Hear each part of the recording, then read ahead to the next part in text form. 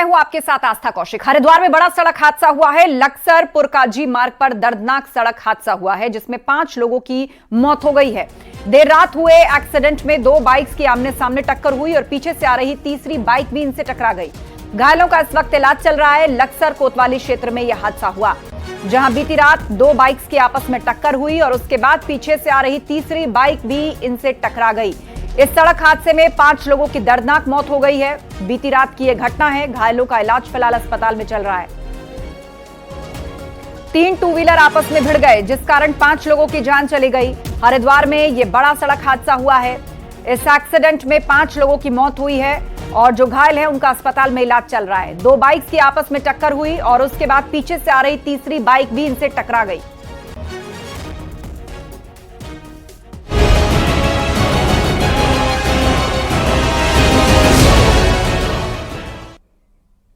और Ayodhya gangrape case से जुड़ी बड़ी खबर है। रेप पीड़िता लखनऊ केजीएमयू रेफर कर दी गई है और बेहतर इलाज के लिए केजीएमयू रेफर की गई है। एम्बुलेंस से लखनऊ लेकर गई है डॉक्टर्स की टीम। 12 हफ्ते की गर्भवती है गैंगरेप पीड़िता। आपको बता दें, गर्भवती होने के बाद ही इस मामले का खुलासा हुआ था। एम्बुलेंस से लखनऊ लेकर गई है और बेहतर इलाज के लिए उसे केजीएमयू रेफर किया गया है। डॉक्टर्स की एक टीम उसको लखनऊ लेकर गई है।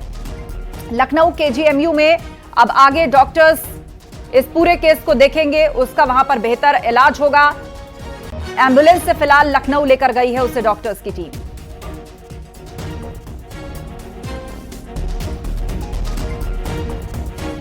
अयोध्या गैंगरेप के मुख्य आरोपी मोहिद खान का शॉपिंग कॉम्प्लेक्स खाली करवाया जा रहा है। शॉपिंग कॉम्प्लेक्स में बैंक और कई दुकानें हैं। शॉपिंग कॉम्प्लेक्स से बैंक को खाली करने के बाद कार्रवाई की जाएगी। मोहिद खान की और भी प्रॉपर्टीज की जांच चल रही है। पुलिस चौकी वाली बिल्डिंग भी कार्रवाई की जद में है। मोहिद खान की बिल्डिंग में 2012 में भदरसा पुलिस चौकी खोली गई थी और गैंगरेप के बाद पुलिस चौकी को भरतकुंड पर शिफ्ट कर दिया गया है।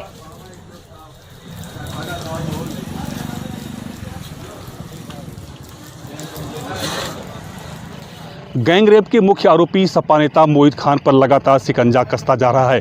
मोहिद खान की ये शॉपिंग कॉम्प्लेक्स है जो लगातार खाली कराया जा रहा है। जो दुकानें अभी खाली नहीं हो पाई थी वो आज भी खाली हो रही हैं। हालांकि इस पर पंजाब नेशनल बैंक है जो अभी खाली नहीं किया है, उसी का इंतजार कर रहा है प्रशासन की जैसे ही बैंक खाली हो इस बिल्डिंग को नेस्तनाबूद किया जाए। इससे पहले मोहिद खान की बेकरी को भी नेस्तनाबूद किया गया था। इसके साथ ही मोहिद खान की जो बिल्डिंग है जिस पर पुलिस चौकी चल रही थी 2012 से, उस बिल्डिंग को भी नेस्तनाबूद होना है। फिलहाल आज प्रशासन अभी मीटिंग कर रहा है। थोड़ी देर में संभावना है कि मौके पर प्रशासन पहुंचेगा, कुछ कार्रवाई करेगा। लेकिन हम बात करें शॉपिंग कॉम्प्लेक्स की, ये शॉपिंग कॉम्प्लेक्स वही है जो मोहिद खान की है और मोहिद खान की शॉपिंग कॉम्प्लेक्स का कुछ हिस्सा जो है वो तालाब की ज़मीन पर है।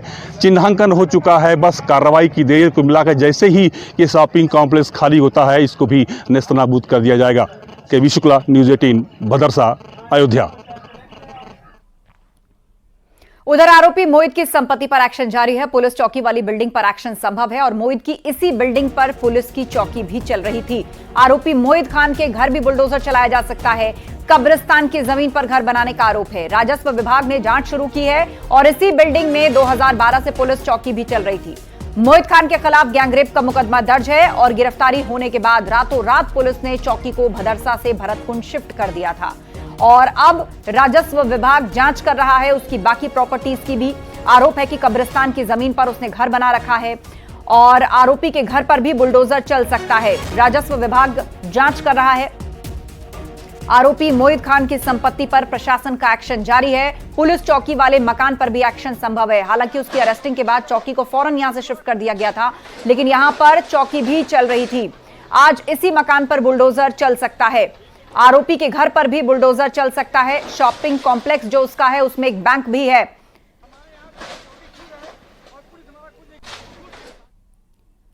अयोध्या मामले में बीजेपी प्रतिनिधि मंडल ने बीजेपी नेतृत्व को अपनी रिपोर्ट सौंपी है और बीजेपी के राज्यसभा सांसद बाबूराम निषाद के नेतृत्व में अयोध्या गई 3 सदस्यीय टीम ने अपनी फैक्ट फाइंडिंग रिपोर्ट शीर्ष संगठन को सौंपी है। फैक्ट फाइंडिंग रिपोर्ट लगभग 4 पन्नों की है। सपा पर सीधा हमला बोला गया है। लोकल पुलिस की भूमिका पर सवाल उठाए गए हैं और साथ साथ मुआवजा बढ़ाने की बात इस रिपोर्ट में कही गई। आज शून्यकाल में राज्यसभा सदस्य बाबूराम निषाद इस मुद्दे को सदन में उठाएंगे। तो बीजेपी डेलीगेशन जो मिला और उसके बाद उसकी रिपोर्ट में किन बातों का जिक्र है उसकी जानकारी सामने आई है।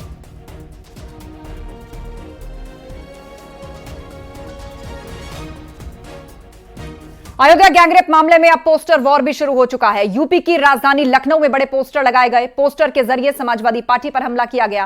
पोस्टर में अखिलेश यादव के डीएनए टेस्ट करवाने की बात पर तंज कसा गया। पोस्टर में अयोध्या गैंगरेप के आरोपी मोहिद खान का जिक्र है और यूपी पूर्व मुख्यमंत्री मुलायम सिंह यादव के एक बयान का भी जिक्र है, जिसमें उन्होंने कहा था कि लड़कों से गलतियां हो जाती हैं। तो इस मामले में अब पोस्टर वॉर भी शुरू हो चुका है। राजनीति पहले से ही चरम पर है।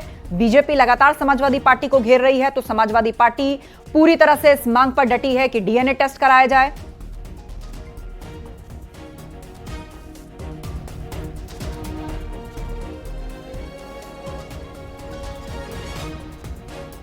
अयोध्या गैंगरेप पर अखिलेश यादव का बयान सामने आया है और उन्होंने कहा कि कानून में कहा गया है कि डीएनए टेस्ट हो। डीएनए टेस्ट की मांग गलत नहीं है। पुलिस वहां की पूरी सच्चाई जानती है। डीएनए टेस्ट की मांग गलत कैसे है? बीजेपी सरकार चाहती है पुलिस कार्यकर्ता बन जाए। चुनाव से पहले बीजेपी षड्यंत्र करना चाहती है, जिसमें कोई पॉलिटिकल पार्टी, अगर समाजवादी पार्टी ये बात कहती है कि डीएनए टेस्ट होना चाहिए, कैसे मुख्यमंत्री हैं? ये इन्हें कौन राय दे रहा है? ये कानून किसका संशोधित है? ये इन्हीं का संशोधित कानून है 2023 का, जिसमें ये कहा गया है कि डीएनए टेस्ट होना चाहिए अगर 7 साल से ज्यादा किसी की सजा का कोई प्रावधान है तो क्या गलत मांगा? और उनके परिवार के लोग कह रहे हैं और वहां भी पुलिस सच्चाई जानती है। अयोध्या मामले पर एसपी सांसद अवधेश प्रसाद का बयान आया है, जिन्होंने कहा है कि पीड़िता के साथ एसपी खड़ी है। जो आरोपी हो कड़ी सजा मिले। पार्टी ने उच्च स्तरीय कमेटी का गठन किया। रिपोर्ट के आधार पर कार्रवाई की जाएगी। दूध का दूध, पानी का पानी होगा। समाजवादी पार्टी की ये मांग है, सरकार सुरक्षा दे। 20 लाख का मुआवजा मिलना चाहिए। ये अयोध्या से सांसद अवधेश प्रसाद ने कहा। जो मामला है जी बहुत ही दर्दनाक है, शर्मनाक है और पीड़िता के साथ समाजवादी पार्टी पूरी तरह से खड़ा है। समाजवादी पार्टी को मांग है, अरे सुन लो भाई, अरे सुन लो, जो भी आरोपी है, जो भी कल्प्रिट है, उसके खिलाफ कानून में जितनी कड़ी से कड़ी सजा हो, कड़ी से कड़ी सजा हो, सजा दिलाई जाए। और जो भी आरोप। नोएडा से बड़ी खबर आ रही है। मुआवजा गड़बड़ी मामले में जांच के लिए सुप्रीम कोर्ट ने नई एसआईटी बनाने का आदेश दिया है और नई एसआईटी में एडीजी, आईजी और एसएसपी रैंक के ऑफिसर शामिल होंगे। नई एसआईटी उच्च न्यायालय के पूर्व न्यायाधीश की निगरानी में जांच करेगी। नोएडा अथॉरिटी में मुआवजा घोटाले को लेकर सुप्रीम कोर्ट ने तल्ख टिप्पणी की है। कोर्ट ने माना व्यापक स्तर पर गड़बड़ी हुई, जिसमें सिर्फ 2 ऑफिसर शामिल नहीं होंगे। 20 मामलों में अपात्र किसानों को मुआवजा देने की गड़बड़ी पकड़ी गई थी। पूर्व में 2 अधिकारी नोएडा अथॉरिटी के सस्पेंड हुए थे। 2009 से 2023 के मुआवजा वितरण की जांच होगी। 117 करोड़ से ज्यादा का मुआवजा वितरण किया गया था। गेझा, तिलपताबाद गांव समेत अन्य गांव में मुआवजे घोटाले की एसआईटी जांच से संतुष्ट नहीं दिखा है सुप्रीम कोर्ट। कोर्ट ने यूपी सरकार को 2 हफ्ते का वक्त दिया है। हाईकोर्ट में चल रही है नोएडा अथॉरिटी के मुआवजा घोटाले की सुनवाई। तो 2009 से 2023 के बीच में जो मुआवजा बटा है उसकी जांच की जाएगी। सुप्रीम कोर्ट ने इसे लेकर आज तल्ख टिप्पणी की है।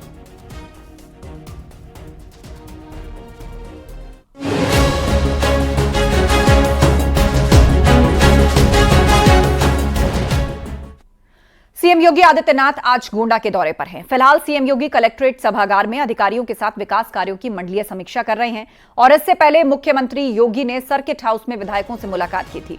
जनप्रतिनिधियों और भाजपा पदाधिकारियों से सीएम योगी मुलाकात कर चुके हैं। ब्लॉक प्रमुखों और कार्यकर्ताओं से भी मुख्यमंत्री ने मुलाकात की है।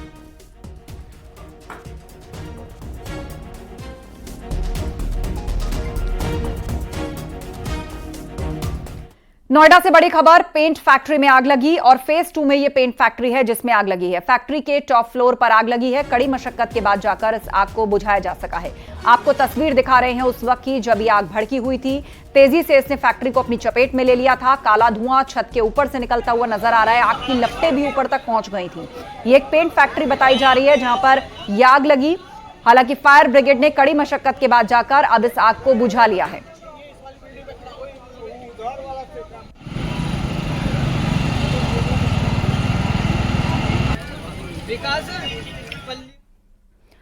वाराणसी में कांवड़िए से मारपीट की गई। मारपीट का वीडियो वायरल हो रहा है। मामला लालपुर पांडेपुर थाना क्षेत्र के हुकुलगंज का है। इस वीडियो में साफ दिख रहा है कि पहले कांवड़िए से बातचीत की गई और उसके बाद दोनों लड़के कांवड़ियों को खींचकर सड़क की दूसरी तरफ लाते हैं और फिर दोनों लड़के कांवड़िए के साथ मारपीट करते हैं। पुलिस मामले की जांच में जुटी है।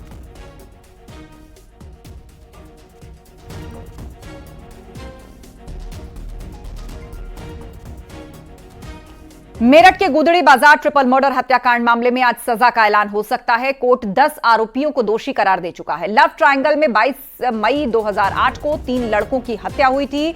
सुनील ढाका, पुनीत गिरी और सुधीर उज्जवल, इन तीनों की हत्या करके शव हिंडा नदी में फेंक दिए गए थे। आंखें फोड़कर, तलवार से काटकर इस हत्याकांड को अंजाम दिया गया था। इजलाल और शीबा समेत 10 आरोपी गिरफ्तार हुए। एंटी करप्शन सेकेंड कोर्ट आज इस मामले में सजा का ऐलान कर सकती है।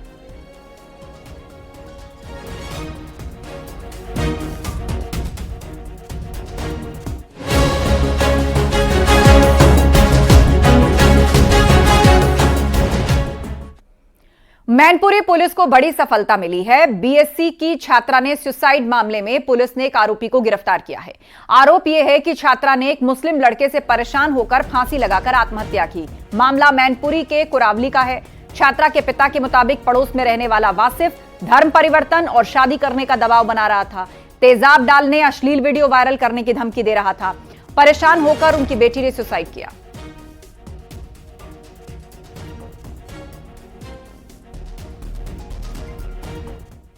बरेली पुलिस ने एक पादरी को गिरफ्तार किया है। ईश्वरी प्रसाद पर लोगों का ब्रेन वॉश करके धर्म परिवर्तन कराने का आरोप है। रामचरितमानस के बारे में भी भला बुरा कहने का आरोप है।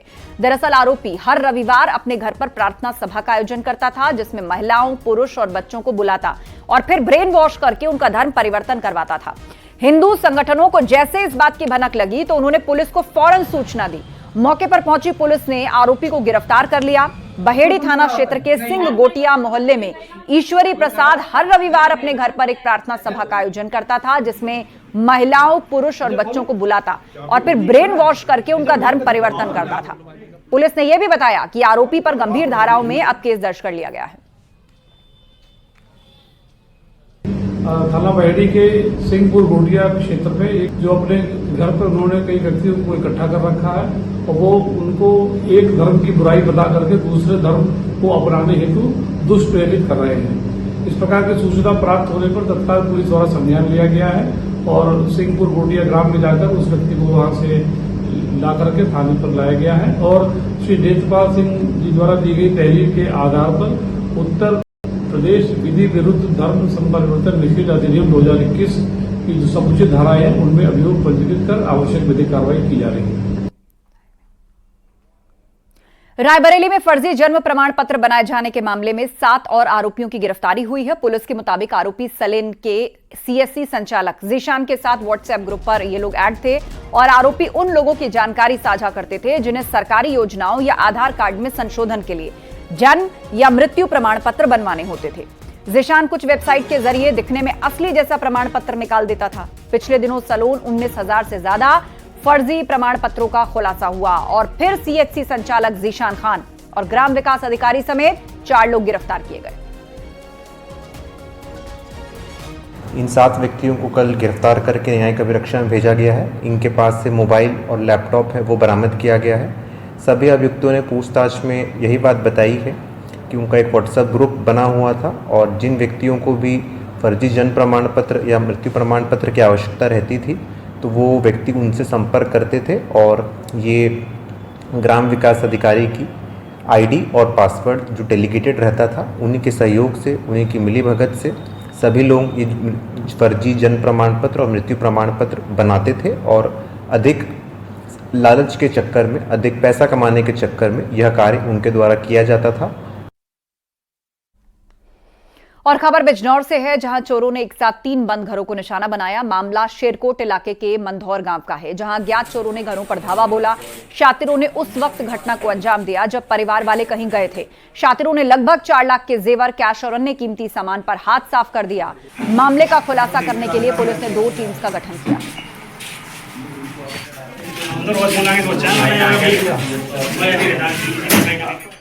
ललितपुर पुलिस ने चिटफंड कंपनी की आड़ में धोखाधड़ी करने वाले गिरोह का पर्दाफाश किया। पुलिस ने 25,000 के इनामी को गिरफ्तार किया और पुलिस के मुताबिक शातिर बदमाश पैसा दोगुना करने का झांसा देकर हजारों करोड़ लेकर फरार चल रहे हैं। मामले की जांच के लिए एसआईटी टीम गठित की गई है।